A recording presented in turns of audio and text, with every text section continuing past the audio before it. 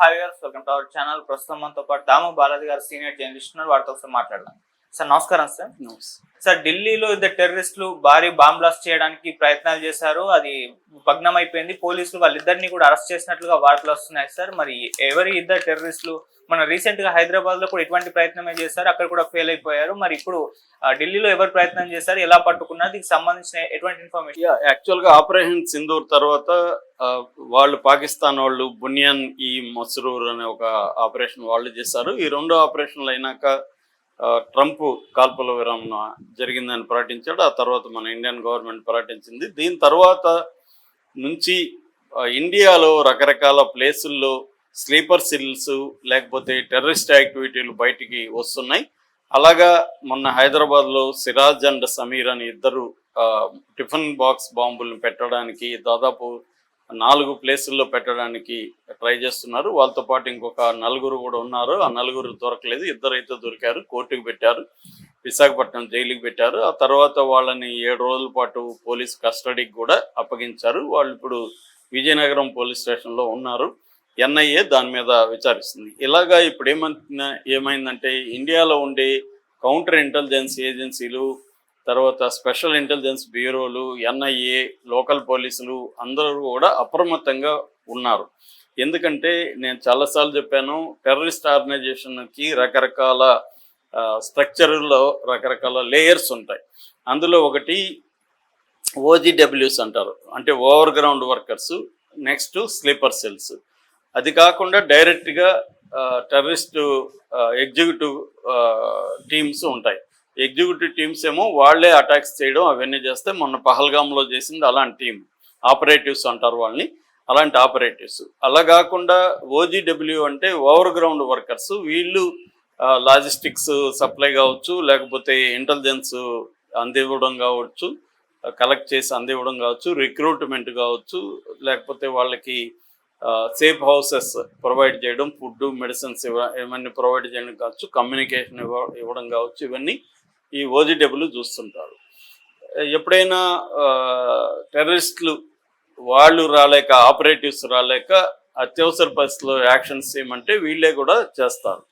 ఇక అంటే వీళ్ళకి కూడా టెర్రరిస్ట్ ట్రైనింగ్ అన్నీ ఉంటుంది. ఇది కాకుండా స్లీపర్ సెల్స్ అంటారు. స్లీపర్ సెల్స్ ఏంటంటే వాళ్ళు ప్రజల్లో కలిసిపోతారు. టీచర్లుగా ఉంటారు, లేకపోతే ఏదైనా జాబులు చేసుకుంటుంటారు, ప్రైవేట్ దీంట్లోనో లేదా షాపులో ఇట్లాంటివి పెట్టుకుంటారు. కమ్యూనిటీలో కలిసిపోయి ఉంటారు, రెగ్యులర్గా మాస్కులకి వెళ్తారు, వాళ్ళ ఫంక్షన్లకు వెళ్తుంటారు. మామూలుగా నార్మల్ పీపుల్ వాళ్ళ ఇళ్లలో కూడా తెలియకపోవచ్చు వాళ్ళు ఎవరు అనేది.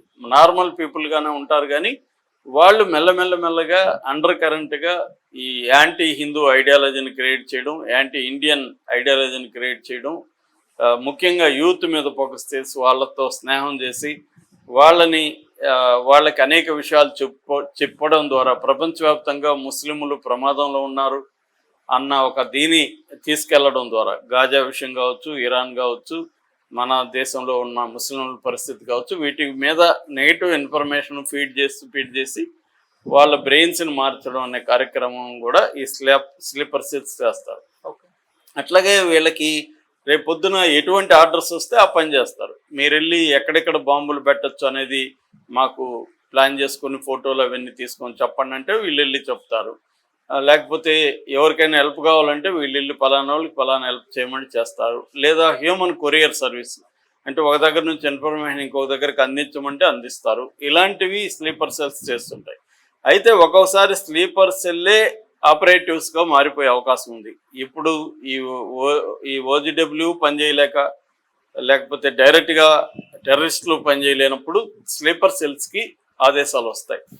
ఈ ఆదేశాలు ఎలా వస్తాయి అనే దగ్గర మొన్న మనం సిరాజ్ విషయం కూడా చెప్పుకున్నప్పుడు చూసాం. వీళ్ళు ఏంటంటే సోషల్ మీడియాను ఉపయోగించుకుంటారు. అలాగే ఎన్క్రిప్టెడ్ యాప్స్ ఉంటాయి కొన్ని, ఆ యాప్స్ని కూడా ఉపయోగించారు. ఒక్కోసారి గేమ్ యాప్స్లో నుంచి కూడా వీళ్ళకి కోడ్లో వస్తాయి. అంటే పెళ్ళికి సిద్ధంగా అండి అన్నారనుకో, ఫర్ ఎగ్జాంపుల్ పెళ్ళికి రావడానికి మీరు సిద్ధంగా ఉండండి అంటే అటాక్ అన్నట్టుగా. అట్లా వీళ్ళకి రకరకాల పద్ధతులు. ఇప్పుడు మావోయిస్టుల గురించి కూడా చెప్పాను. వాళ్ళు తుపాకుల్ని పుస్తకాలు అంటారు, ఈ బుల్లెట్స్ని ట్యాబ్లెట్స్ అంటారు. సో నాకు 2 పుస్తకాలు పంపించు అంటే 2 గన్స్ పంపించని. ట్యాబ్లెట్స్ అయిపోయినాయి, ట్యాబ్లెట్స్ కావాలి, ఒక 50 ట్యాబ్లెట్స్ పంపించంటే 50 బుల్లెట్స్ పంపించామని. ఇలాగా వాళ్ళు కోడ్లో తీసుకుంటారన్నమాట. ఎందుకంటే ఈ మధ్య సర్వైలెన్స్ అనేది ముఖ్యంగా సైబర్ సర్వైలెన్స్ చాలా స్ట్రాంగ్గా ఉంటుంది. మనం ఒక్కొక్కసారి మనం మాట్లాడే పదాలు కూడా క్యాచ్ చేసే యాప్స్ ఉన్నాయి ఇవాళ. ఇందాక కూడా ఎవరు అంటున్నారు ఐఫోన్ బాగా వింటుంది మీ మాటలని, అది మనకు కనపడుతుంది. మనం ఏదన్నా ఒక ప్రోడక్ట్ గురించి, షూల గురించి మాట్లాడుకుంటే మన ఇద్దరు మాట్లాడుకున్న అది మన యాప్స్ దాంట్లో వింటాయి. దాని తర్వాత నుంచి మనం ఏది ఓపెన్ చేసినా షూలు యాడ్లు వస్తూ ఉంటాయి. అలాగా మన మాట్లాడే పదాల్లో కీవర్డ్స్ అంటాం.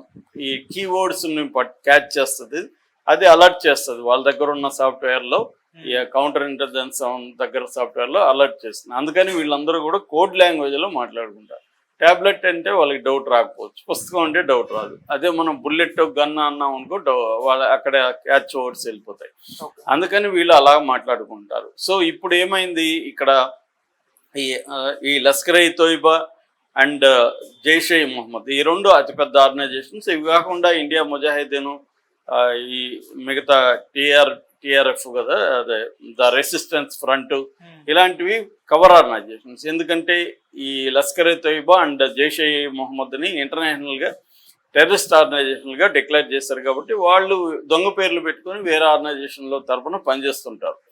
ఇలాగా ఇప్పుడు స్లీపర్ సెల్స్గా ఉన్న ఇద్దరు ఢిల్లీలో బాంబులు పెట్టాలని ప్లాన్ చేస్తే కౌంటర్ ఇంటెలిజెన్స్ వాళ్ళు వాళ్ళని పట్టుకున్నారన్న వార్త వైరల్ అవుతుంది. వాళ్ళిద్దరు ఎవరు, ఎలా పట్టుకున్నారు, ఏం ప్లాన్ చేశారనేది చూస్తే, వాళ్ళిద్దరిలో ఒకరు అన్సురల్ మియాన్ అన్సారీ, సింపుల్గా అన్సారీ అన్నాం. రెండో వాళ్ళు అక్లక్ ఆజామ్.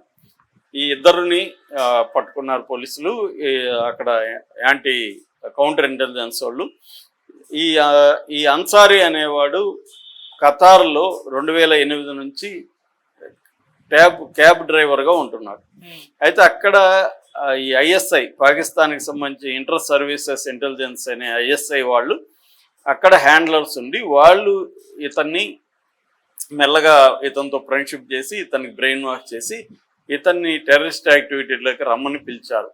సో అతను రెడీ అయ్యాడు. దాంతో అతన్ని పాకిస్తాన్కి పంపించారు. పాకిస్తాన్లో అతను ట్రైన్ అప్ అయ్యాడు. యాక్చువల్గా వీళ్ళది native place Nepali, but origin Pakistan. వాళ్ళ పూర్వీకులు పాకిస్తాన్ నుంచి నేపాల్కి వెళ్ళి సెటిల్ అయ్యారు. అక్కడ ఇతన్ని పట్టుకొని అక్కడ నుంచి పాకిస్తాన్ తీసుకెళ్ళి ట్రైన్ అప్ అయ్యాడు.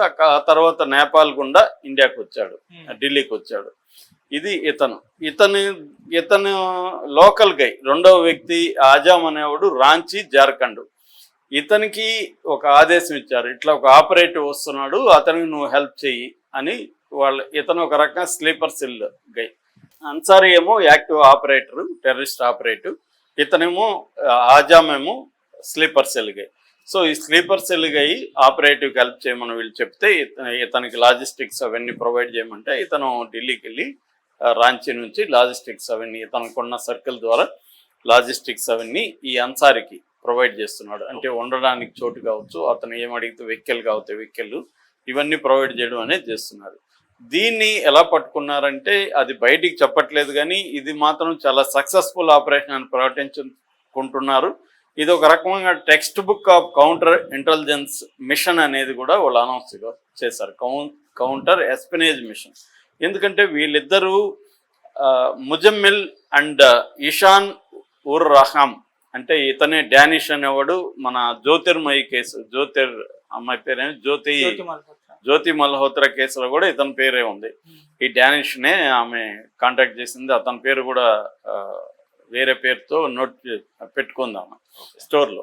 సో వీళ్ళ మీద నిఘా పెట్టారు. అంటే ఎప్పుడైనా కౌంటర్ ఇంటెలిజెన్స్ వాళ్ళు ఒకటి సర్వైలెన్స్, హ్యూమన్ ఇంటెలిజెన్స్, ఈ రెండు ప్రధానంగా వాడుతుంటారు. అంటే హ్యూమన్ ఇంటెలిజెన్స్ అంటే హ్యూమన్ బీయింగ్స్ని ఇన్ఫార్మర్లుగా కొంతమందిని వాళ్ళు మెయింటైన్ చేస్తుంటారు. ఎక్స్ టెర్రరిస్టులు కావచ్చు, లేదా టెర్రరిస్టుల సింపథైజర్ కావచ్చు. అలాంటి వాళ్ళని వీళ్ళు పట్టుకొని వీళ్ళు చేస్తుంటారు. ఒక్కోసారి ఇన్ఫిల్ట్రేట్ చేస్తారు. వీళ్ళే టెర్రరిస్ట్ ఆర్గనైజేషన్లో, ఈ స్లీపర్ సెల్లో వీళ్ళే పెడతారు. ఇక్కడ మన నయం కూడా అలా చాలామందిని ముస్లిమ్స్ని టెర్రరిస్ట్ ఆర్గనైజేషన్కి ఇన్ఫిల్ట్రేట్ చేసి చాలామందిని పట్టించాడు. అలాగా పోలీసులే ఇన్ఫిల్ట్రేట్ చేస్తారు. దీన్ని హ్యూమన్ ఇంటెలిజెన్స్ అంటారు. కోవర్ట్ ఆపరేషన్ లేదా కవర్ అంటారు. అది కాకుండా సర్వైలెన్స్ ఉంటుంది. ఈ సర్వైలెన్స్ కూడా సైబర్ సర్వైలెన్స్. వాళ్ళు మాట్లాడుకునే మాటలు, వాళ్ళు తిరిగే ప్లేసులు అన్నిటినీ వీళ్ళు సర్వైలెన్స్లు పెడతారు. అలాగా వీళ్ళిద్దరిని పట్టుకున్నారని చెప్తున్నారు. ఆల్రెడీ ఈ డానిష్ అనేవాడిని బహిష్కరించారు. ముంజమ్మల్ అనే అతన్ని కూడా ఎస్పినేజ్ ఛార్జెస్ కింద బహిష్కరించారు. సో ఇప్పుడు ఇది అంటే పాకిస్తాన్ హై కమిషన్ ఢిల్లీలో ఉంటుంది. ఈ పాకిస్తాన్ హై కమిషన్లో వీళ్ళిద్దరు కూడా ఐఎస్ఐ ఏజెంట్లు అని చెప్తున్నారు.